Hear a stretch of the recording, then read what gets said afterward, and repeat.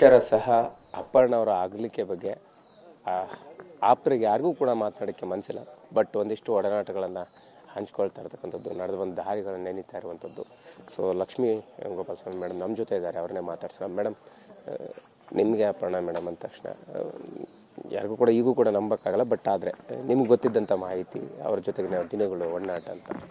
ಅಪ್ಪಣ್ಣ ನಂಗೆ ಸುಮಾರು ವರ್ಷದಿಂದ ಗೊತ್ತು. ನಾವಿಬ್ಬರು ಒಂಥರ ನಮ್ಮ ಕೆರಿಯರಲ್ಲಿ ಒಟ್ಟಿಗೆ ಬೆಳ್ಕೊಂಡು ಬಂದ್ವಿ.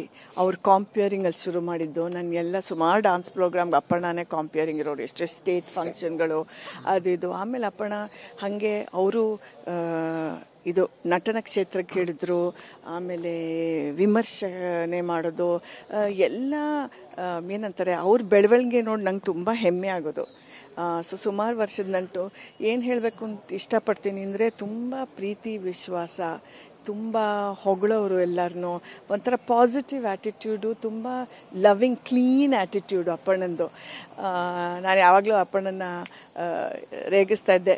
ಅಪ್ಪಣ್ಣನ ಜೊತೆ 5 ನಿಮಿಷ ಮಾತಾಡ್ಬಿಟ್ರೆ ನಮಗಿರೋ ಏನಾದ್ರು ಸೆಲ್ಫ್ ಡೌಟು, ಡಿಪ್ರೆಷನ್ ಎಲ್ಲ ಹೊಟ್ಟೋಗುತ್ತೆ. ಅಂದರೆ ಫಸ್ಟ್ ಸ್ಟೇಜಲ್ಲೂ ಫಸ್ಟು 5 ನಿಮಿಷ ಹೊಗಳ್ಬಿಟ್ಟೆ, ಆಮೇಲೆ ನಮ್ಮ ಬಗ್ಗೆ ಮಾತಾಡೋರು, ಏನು ಮಾತಾಡಬೇಕಾದ್ರು. ತುಂಬ ಪರಸ್ಪರ ಪ್ರೀತಿ ವಿಶ್ವಾಸ ಇತ್ತು ನಮಗೆ. ನಾನು ಯಾವಾಗಲೂ ಮೀಟ್ ಮಾಡ್ತಾ ಇರಲಿಲ್ಲ ಅಪ್ಪಣ್ಣನ, ಬಟ್ ಈ ಫಂಕ್ಷನ್ಸಲ್ಲಿ ಯಾವಾಗಲೂ. ಬಟ್ ಎಷ್ಟು ವರ್ಷದಿಂದ, 25-30 ವರ್ಷ, ನಂಗೆ ಹೇಳೋಕ್ಕೆ ಗೊತ್ತಾಗಲ್ಲ. ಈ ಥರ ನೋಡಿದ್ರೆ ನನಗೆ ಆಶ್ಚರ್ಯ ಆಗುತ್ತೆ, ನಂಗೆ ಶಾಕೇ ಆಗೋಯ್ತು. ನಂಗೆ ಗೊತ್ತಿರಲಿಲ್ಲ ಅವರು ಈ ಥರ ಒಂದು ಕಾಯಿಲೆಯಲ್ಲಿ ಪಾಪ ಸಫರ್ ಮಾಡ್ತಾ ಇದ್ದಾರೆ ಅಂತ ನಂಗೆ ಗೊತ್ತಿರಲಿಲ್ಲ.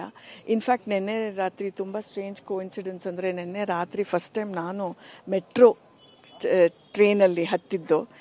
ಆ್ಯಂಡ್ ಟ್ರೈನಲ್ಲಿ ಕೂತ ತಕ್ಷಣ ರಾತ್ರಿ ನನ್ನ ತಮ್ಮನ ಜೊತೆ ಬರ್ತಾಯಿದ್ದೆ. ಫಸ್ಟ್ ಥಿಂಗ್ ನಂಗೆ ಎಕ್ಸೈಟ್ ಆಗಿದ್ದು, ಮೆಟ್ರೋ ಟ್ರೈನ್ ಜೊತೆ ಅಪ್ಪಣ್ಣನ ಧ್ವನಿ. ಅವನೆಲ್ಲ ನಿನ್ನ ಫೀಲ್ಡ್ ನೋಡು, ನೋಡು ಫಸ್ಟ್ ಎಲ್ಲಿ ಹೋಗ್ತಾ ಇದ್ದಾರೆ ನಿನ್ನ ಕಿವಿ ಅಂತ. ಅಪ್ಪಣ್ಣನ ಧ್ವನಿ ಕೇಳಿದ ತಕ್ಷಣ ಸೋ ಎಕ್ಸೈಟಿಂಗ್. ಅಪ್ಪಣ್ಣ ಹಸ್ ಗಿವನ್ ದ ವಾಯ್ಸ್. ಅಂದರೆ ಇನ್ನು ಅರ್ಧ ಗಂಟೆಯಲ್ಲಿ ಹಿಂಗೆ ಬಂದ್ಬಿಡ್ದ ನನಗೆ ಫೋಟೋ, ಇನ್ನಿಲ್ಲ ಅಂತ. ನನಗೆ ಇದೇ ಜೀವನ, ಇಷ್ಟೇ ಜೀವನ. ಬಟ್ ಅವರು ಬದುಕಿದ್ರಲ್ಲಿ ತುಂಬ ಇನ್ಸ್ಪೈರಿಂಗ್ ಎಲ್ಲರಿಗೂ.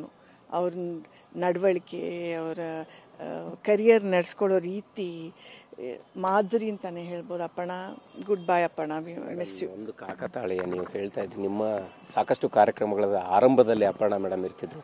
ಬಟ್ ನಿನ್ನೆ ರಾತ್ರಿ ನೀವು ಟ್ರೈನ್ ಹತ್ತಾಗ ಕೊನೆಗೂ ಕೂಡ ಅವರ ವಾಯ್ಸ್ ನಿಮ್ಮನ್ನ ಅಷ್ಟು ಆಪ್ತತೆಯಿಂದ ಕಾಡಿರುವಂಥದ್ದು ಎಂಥ ಕಾಕತಾಳೀಯ ಅನ್ನುವಂಥದ್ದು. ಕೋಇನ್ಸಿಡೆನ್ಸು. ಫಸ್ಟ್ ಟೈಮ್ ನಾನು ಎಷ್ಟು ವರ್ಷ ಆಯಿತು ಮೆಟ್ರೋ ಬಂದು, ಯಾವಾಗಲೂ ಆಸೆ ಒಂದ್ಸತಿ ಹತ್ಬಿಟ್ಟು ಬಂದ್ಬಿಡ್ಬೇಕು ಮೆಟ್ರೋಲಿ ಅಂತ. ನಿನ್ನೆ ರಾತ್ರಿ ನಂಗೆ ಅವಕಾಶ ಸಿಕ್ಕಿದ್ದು ನೋಡಿದ್ರೆ ನಂಗೆ ಫಸ್ಟ್ ಅಪ್ಪಣ್ಣನ ಧ್ವನಿ ಕೇಳೋಕ್ಕೆ ಖುಷಿಯಾಗಿದ್ದು. ಅಂತೂ ಅವ್ರು ಹಾಗೆ ಅವ್ರ ಧ್ವನಿ ಮೂಲಕ ಇರ್ತಾರೆ. ಅಪ್ಪಣ್ಣ ಎಲ್ಲೂ ಹೋಗಲ್ಲ, ನಮ್ಮ ಜೊತೆನೇ ಇರ್ತಾರೆ ಅಂತ ಹೇಳ್ಬೋದು. ತುಂಬ ಅಪರೂಪದ ಒಂದು ವ್ಯಕ್ತಿತ್ವ ಮೇಡಮ್. ಹೇಳ್ತಾ ಇದ್ರಿ, ನಿಮಗೆ ಮರೆಯಲಾದಂಥ ಒಂದು ಘಟನೆ ಕಾರ್ಯಕ್ರಮದಲ್ಲಾಗಿರ್ಬೋದು, ಅವರ ಜರ್ನಿಲಾಗಿರ್ಬೋದು, ಅಥವಾ ಅವರ ಬದುಕಿನ ಏರುಪೇರುಗಳಲ್ಲಿ ಹೇಳಿರುವಂಥದ್ದಾಗಿರ್ಬೋದು. ಅವ್ರು ಎಲ್ಲ ಖುಷಿಯಾಗಿ ನಗ್ನಗ್ತಾ ಎಲ್ಲ ಮಾತಾಡ್ಬಿಟ್ರು. ಎಷ್ಟೋ ಅವರು ಲೈಫಲ್ಲಿ ತುಂಬ ಏಟು ಬಿದ್ದಿದೆ ಅಪ್ಪಣ್ಣಂಗೂ. ಆದರೆ ಯಾವಾಗಲೂ ನಗ್ನಗ್ತಾ ಹೇಳ್ದಂಗೆ ಹೊಗಳಿದೆ. ಆವಾಗಲೂ ನಾನು ಸುಂದರಿ ಗಿಂದರಿ ಅಂದ್ಕೊಂಡು ಎಲ್ಲ ಹೊಗಳಿ. ಅದಕ್ಕೆ ನನಗೂ ಇವತ್ತು ಅನಿಸ್ತಾ ಇತ್ತು, ನಾನು ನೀಟಾಗಿ ಡ್ರೆಸ್ ಮಾಡ್ಕೊಂಡು ಬರ್ಬೇಕು ಅಪ್ಪಣ್ಣಗೋಸ್ಕರ. ಯಾಕಂದರೆ ಯಾವಾಗಲೂ ಅವಳು ನನಗೆ ಹಂಗೆ ಹೇಳೋಳು. ಒಂಥರ ತುಂಬ ಏನಂತಾರೆ, ಆತ್ಮೀಯತೆ. ಸೊ ಇನ್ನೇನು ಹೇಳೋಣ, ಮೈ ಫ್ರೆಂಡ್ ಗುಡ್ ಬೈ ಅಂತ ಹೇಳಕ್ಕೆ ಬಂದಿದ್ದೀನಿ ಅಷ್ಟೇ. Thank you. ಎಸ್, ಇದಿಷ್ಟು ಲಕ್ಷ್ಮೀ ಗೋಪಾಲ ಸ್ವಾಮಿ ಅವರ ಮಾತಾಗಿರ್ತಕ್ಕಂಥದ್ದು. ಅವರ ಆರಂಭದ ಜರ್ನಿ ಕೂಡ ನಮ್ಮ ಜೊತೆಗೆ ಇತ್ತು. ಅದೆಲ್ಲದರ ನಂತರ ನಿನ್ನೆ ಕೂಡ ಕೊನೆಯದಾಗಿ ಅವ್ರ ಧ್ವನಿ ಕೇಳೋ ಮುಖಾಂತರ ನನಗೆ ಅವ್ರ ಸಾವಿನ ಸುದ್ದಿ ತಿಳಿಯಿತು ಅನ್ನುವಂಥ ರೀತಿಯಲ್ಲಿ ಹೇಳಿರ್ತಕ್ಕಂಥದ್ದು. ಕ್ಯಾಮ್ರಾ ಪರ್ಸನ್ ಮಹೇಂದ್ರ ಜೊತೆ ಮಾಲ್ತೇಶ್ ಗಿನ್, TV9 ಬೆಂಗಳೂರು.